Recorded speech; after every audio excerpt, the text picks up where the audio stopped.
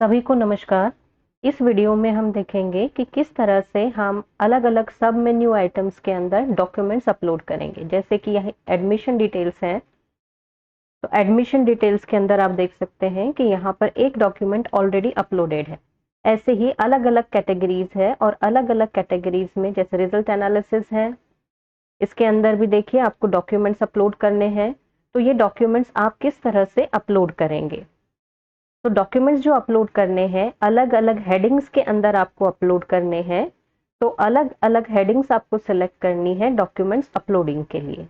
तो सबसे पहले डॉक्यूमेंट्स अपलोडिंग के लिए आपको जाना है डैशबोर्ड पर, और डैशबोर्ड पर देखिए यहाँ पर ऑप्शन है डॉक्यूमेंट्स। तो डॉक्यूमेंट आपको नया डॉक्यूमेंट अपलोड करना है तो आप ऐड न्यू में जाएंगे, ऐड न्यू डॉक्यूमेंट। यहाँ आप डॉक्यूमेंट का टाइटल देंगे कि कौन सा डॉक्यूमेंट आप अपलोड कर रहे हैं।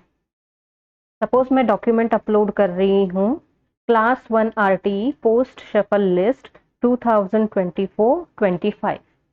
ये मेरे डॉक्यूमेंट का टाइटल है। इसके बाद डॉक्यूमेंट का टाइटल देने के बाद हमें जाना है डॉक्यूमेंट अपलोड के लिए। अब हमें पीडीएफ फाइल अपलोड करनी है, तो पीडीएफ फाइल अपलोडिंग के लिए देखिए यहाँ पर ऑप्शन है ऐड फाइल।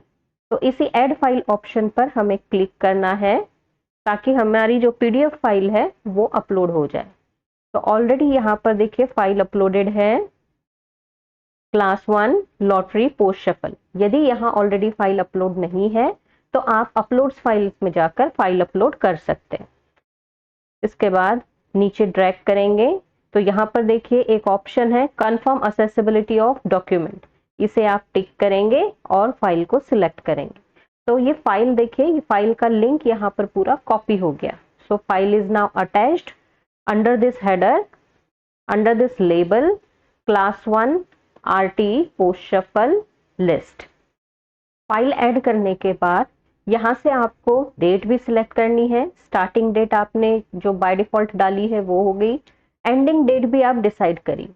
यदि ये फाइल आपको पूरे 1 ईयर के लिए रखनी है तो आप यहाँ से ईयर चेंज कर लीजिए, 2025 सिलेक्ट कर लीजिए। और सपोज मैंने सिलेक्ट किया है आपको मार्च तक रखनी है या अप्रैल तक ये फाइल रखनी है, तो मैंने 30 अप्रैल 2025, मतलब पूरे 1 ईयर ये फाइल विजिबल आपकी होगी।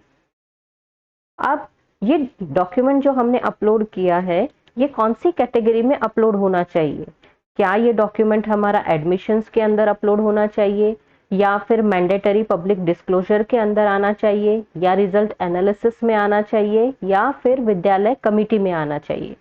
ये हमें डिसाइड करना है। और उसके लिए हमें यहाँ पर जो चेकबॉक्स दिए हैं इसे टिक करना है।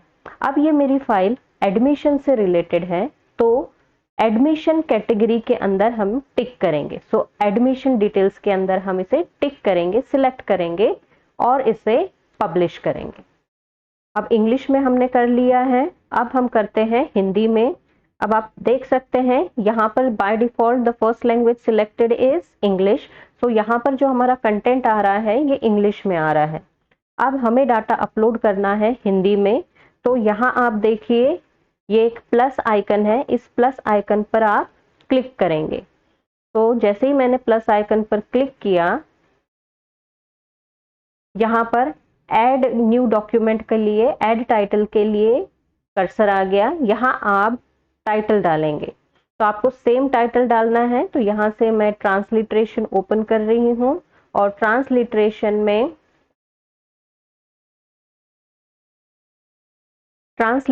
में आप यही हेडिंग कॉपी कर दीजिए। यहाँ से मैंने कॉपी किया, इसे पेस्ट किया और